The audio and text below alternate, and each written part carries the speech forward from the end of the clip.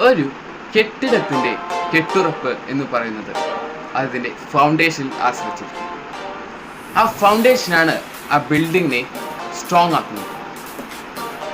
ഇപ്പോൾ നാം പരിശോധിക്കേണ്ടത് നമ്മുടെ ജീവിതം സ്ട്രോങ് ആണെന്ന്.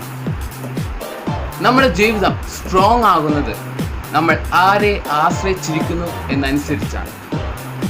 എന്നെ കേൾക്കുന്ന പലരും പണത്തിലും മനുഷ്യരിലും വെള്ളത്തിലും ആശ്രയിക്കുന്നവരാണ്.